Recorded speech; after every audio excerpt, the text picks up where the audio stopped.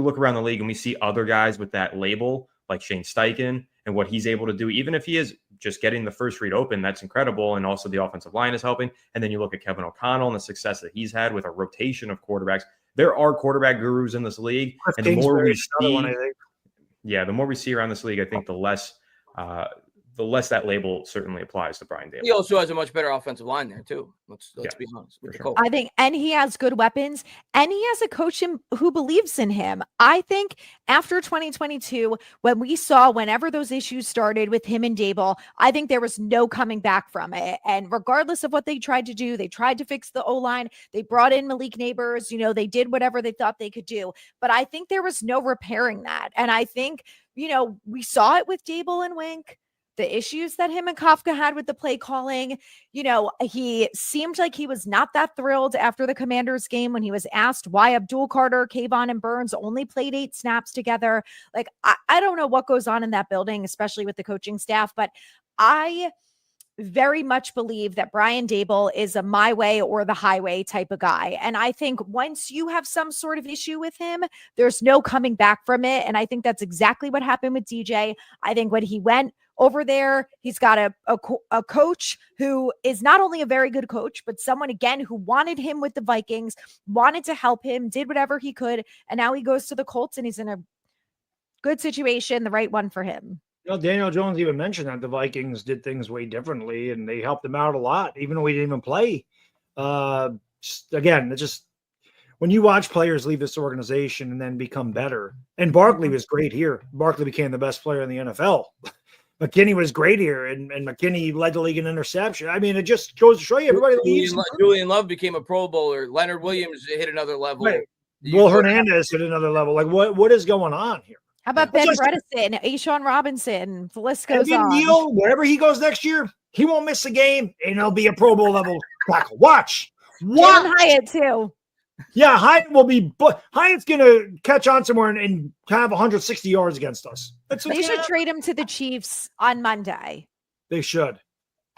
I saw someone just mention this in the chat saying, I wish the Giants were on in-season Hard Knocks. They actually are. They're going to be on the in-season Hard Knocks. It's going to be the whole NFC East. And now hearing everybody talk about this coaching staff, Daboll's way or the highway and everything, that should give us some pretty good insight because it's not going to be the front office personnel Hard Knocks like we got a couple years ago. It's going to be with the coaching staff and with the players. And I think we'll get a pretty good barometer of where the vibe has been throughout the season once that actually does air, since they're probably already filming that now. And then it's going to can't wait to see the Hudson interaction. Oh, yeah, that'll be fun. But yeah, I think we'll get some good insight into Brian Daboll's style behind the scenes that we maybe didn't see in the first edition of Hard Knocks. So I'm pretty curious about that. Good point. Henry, man, thank you, brother. I'm going to the game Sunday. If we lose, I'm jumping off MetLife. Just kidding. But I feel upset. I don't know why. Delusional. Listen, man.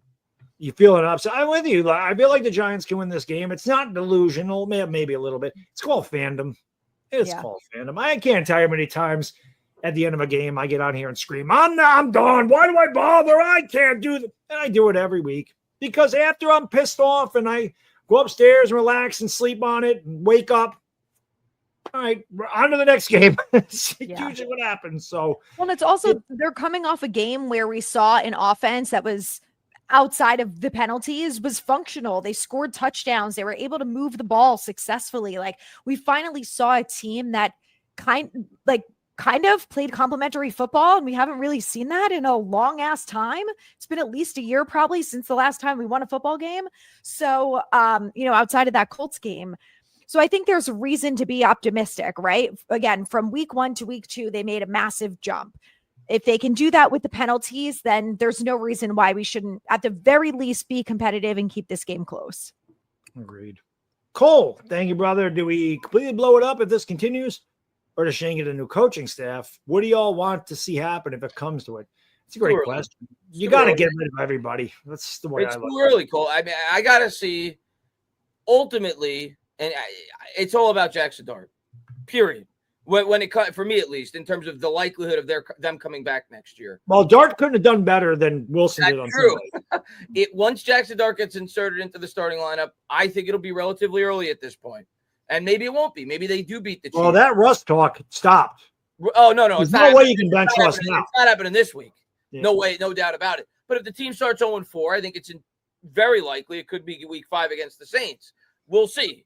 But ultimately, I think them coming back is going to live and die with Jackson Dart. If Jackson Dart goes out there and he looks incredible, even if the team only wins 4 or 5 games, if they start 0-4 after they insert him into the lineup, they're coming back. If he looks bad and the team wins 3 or 4 games, they're likely that they're going to be replaced. So for me, it all comes down to Jackson Dart. I think that their job is going to depend on his performance this year. I thought that, but there's a part of me now that thinks that if this season if they don't win a lot of games, like 5 or less, and regardless of, let's say Russ plays well and they're still not winning, the defense is the problem. They bring in Jackson Dart and he looks okay, not great, not bad. I think Mara is going to want to keep Shane because he doesn't want to blow it all up again. But I think that he could also say, well, he had 4 years here to build up this roster, and the roster is better. This is a talented football team.